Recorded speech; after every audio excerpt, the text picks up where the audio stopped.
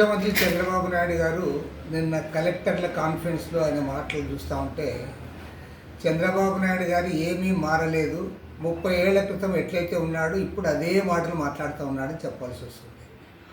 అసలు టూరిజం అన్నదాన్ని ఎవరైనా గుర్తించాల్సిందే, దానివల్ల ఉపాధి దొరుకుతుంది, దానికి అభ్యంతరం లేదు, ఆ ప్రాంతం కూడా కొంత అభివృద్ధి అవుతుంది. కానీ టూరిజమే అన్ని సమస్యలకి పరిష్కారం అని ఆయన చెప్పగలుగుతూ ఉన్నాడంటే ఆయన ధైర్యాన్ని మెచ్చుకోవాలి. పైగా కమ్యూనిస్టులు 30 ఏళ్ల తర్వాత గుర్తించారు, వాళ్ళ ఎమ్మెల్యే కూడా తెలంగాణ అసెంబ్లీలో మాట్లాడారని ఆయన చెప్పుకోగలుగుతున్నాడంటే టూరిజం ప్రాధాన్యత గురించి చెప్పాడు తప్ప, ఖర్చు తక్కువైనా సరే ఆదాయం ఉంటుందనే మాట చెప్పాడు తప్ప సాంబశివరావు గారు టూరిజమే అన్ని సమస్యలకు పరిష్కారం అని సాంబశివరావు గారు ఏం చెప్పాలి. పైగా నిజంగా టూరిజమే సమస్యలకు పరిష్కారం అయితే ప్రపంచంలో ఇది అభివృద్ధి అయిన దేశాలు ఎన్నో ఉన్నాయి, మరి వారు టూరిజం చాలా ప్రాధాన్యత ఇచ్చారు. ఆ దేశాల్లో కూడా పేదరికం ఉంది, నిరుద్యోగం ఉంది, అంతేకాదు డిస్పారిటీస్ విపరీతంగా పెరిగిపోతూ ఉన్నాయి. ఇవాళ ప్రభుత్వాలు అనుసరిస్తున్న ఆర్థిక విధానాల వల్ల పేద ధనిక వర్గాల మధ్య తారతమ్యం విపరీతంగా పెరిగిపోయి అంబానీలు అదానీలు లాంటి కార్పొరేట్ల ఆస్తులు విపరీతంగా పెంచి మళ్ళీ మీరు టూరిజం నెత్తికెత్తుకొని తిరుగుతూ ఉన్నారంటే ఇంతకంటే శోచనీయం ఒకటి లేదు.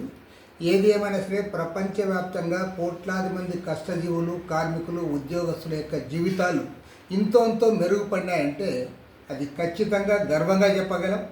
మార్క్సిజం లెనినిజం వెల్లో కమ్యూనిస్ట్ పార్టీలు నిర్వహించిన పోరాటాలే కారణం.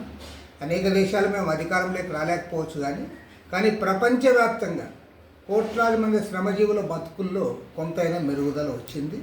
రాబోయే రోజుల్లో మరింత ముందుకు సాగుతాం. ఖచ్చితంగా ప్రపంచానికి ఏనాడైనా మార్గం చూపేది మార్క్సిజం లెనినిజమే తప్ప టూరిజం మాత్రం కాదని మాత్రం నేను స్పష్టంగా చెప్పగలను. ఇటీవల కాలంలో మన కార్ల్ మార్క్స్ వర్ధంతి జరిగితే దాదాపు 150కి పైగా దేశాల్లో ఆయన వర్ధంతి జరిగిందన్న, లేదా ప్రపంచవ్యాప్తంగా కోట్లాది మంది ప్రజలను ప్రభావితం చేసిన మహోన్నత వ్యక్తులు ఎవరంటే అందరూ కూడా అంగీకరిస్తూ ఉన్నారు కార్ల్ మార్క్స్ అని. కాబట్టి మార్క్సిజం లెనినిజం అనే సిద్ధాంతానికి తిరుగులేదు.